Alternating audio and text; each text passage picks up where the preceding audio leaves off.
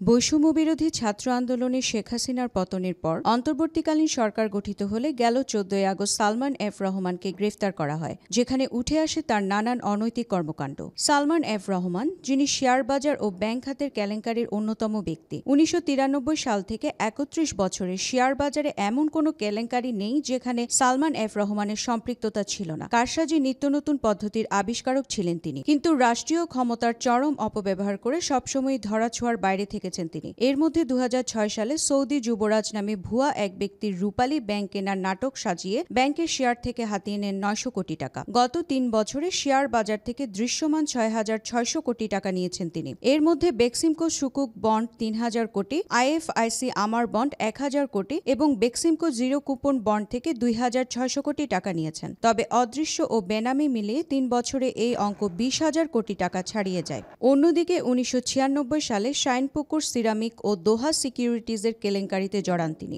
ওই সংক্রান্ত মামলার এখনও আসামি তিনি। মামলাটি উচ্চ আদালতে চলমান। শেয়ার বাজার কারসাজি নিয়ে ২০১১ সালে খোন্দকার ইব্রাহিম খালেদের তদন্ত রিপোর্টেও আসে তার নাম। ওই সময়েও প্রভাব খাটিয়ে বেক্সিমকো ফার্মার প্রেফারেন্স শেয়ার পাশ করিয়ে নেন তিনি। এ শেয়ারের মাধ্যমে প্রিমিয়াম সহ ৪১০ কোটি টাকা আত্মসাৎ করেন। একই সাথে শাইনপুকুর সিরামিকের মাধ্যমে ২৮৬ কোটি এবং বেক্সিমকো টেক্সটাইলের মাধ্যমে ৬৩৫ কোটি টাকা আত্মসাৎ করেন। এছাড়া জিএমজি এয়ারলাইন্সের প্লেসমেন্ট শেয়ার বিক্রি করে ৩০০ কোটি টাকা নেন তিনি। পরবর্তী সময়ে ওই কোম্পানি উধাও হয়ে যায়, কিন্তু বিনিয়োগকারীদের আর টাকা ফেরত দেননি। একইভাবে তিনি জিএমজি এয়ারলাইন্সের নামে সোনালী ব্যাংক থেকে ২২৮ কোটি ঋণ নেন। এক্ষেত্রে জামানত হিসেবে সালমান এফ রহমানের ধানমন্ডির বাড়ি বন্ধক রাখা হয়। ২০১৩ সালে আইএফআইসি ব্যাংকের টাকায় নেপালের লোকসানি প্রতিষ্ঠানের ১০ টাকার শেয়ার ৭৫ টাকায় কেনেন তিনি। এই প্রক্রিয়ায় সেখানে ১২৫ কোটি টাকা পাচার করা হয়। ২০১১ সালে ভুয়া কাগজপত্রের মাধ্যমে আইএফআইসি মিউচুয়াল ফান্ডের মাধ্যমে শেয়ার বাজার থেকে ১,০০০ কোটি টাকা আত্মসাৎ করেন তিনি।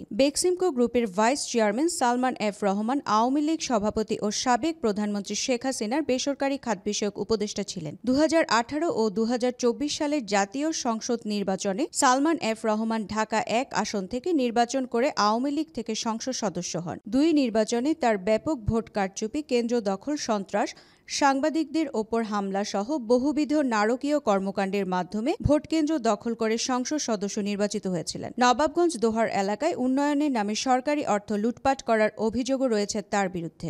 এছাড়া ব্যাংক দখল, ঋণের নামে ব্যাংকের আমানতকারীদের টাকা লুটপাট, রাজনৈতিক প্রভাব বিস্তার করে ব্যাংক থেকে বেআইনি সুবিধা নেওয়া, দেশ থেকে টাকা পাচার, ব্যাংকের ঋণ পরিশোধ না করে খেলাপি হওয়ার অভিযোগ রয়েছে তার বিরুদ্ধে। শুধু তাই নয়, ১৭ দফা খেলাপি ঋণ নবায়ন করার মতো গুরুতর আর্থিক অনিয়মও করেছেন তিনি। এছাড়া তিনি মন্ত্রিসভার সদস্য না হয়ে সরকারের সব পর্যায়ে তার ছিল ব্যাপক প্রভাব। এদিকে নিয়মের ব্যত্যয় ঘটিয়ে রাষ্ট্রায়ত্ত জনতা ব্যাংক থেকে ২১,৯৭৮ কোটি টাকার ঋণ বের করে নিয়েছিলেন বেক্সিমকো গ্রুপ। সেই সাথে সরকারি খাতের অগ্রণী ব্যাংক থেকে বেক্সিমকো গ্রুপের একটি ঋণ ১৭ দফা নবায়ন করা হয়েছিল।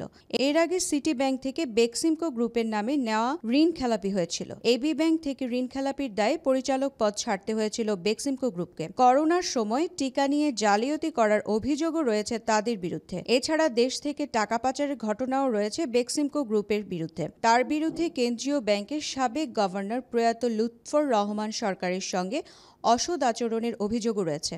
চাহিদা অনুযায়ী বেআইনিভাবে ঋণ আটকে দেওয়ায় তিনি গভর্নরের সঙ্গে দুর্ব্যবহারও করেছিলেন। ব্যাংক হাতে ছিল তার অপ্রতিরোধ্য প্রভাব। নিজের স্বার্থ সংশ্লিষ্ট প্রতিষ্ঠানের নামে ঋণ দিতে কোনো ব্যাংক ভিন্নমত পোষণ করতে পারেননি। ফলে বেআইনিভাবেই তাকে ঋণ দিতে বাধ্য হয়েছে। এক্ষেত্রে রাষ্ট্রযন্ত্র তার পক্ষে বেপরোয়াভাবে ব্যবহার হয়েছে। এতে ব্যাংক ঋণের একটি বড় অংশই চলে গেছে তার পকেটে। সৌজনা বড়ুয়া, দৈনিক অর্থনীতি।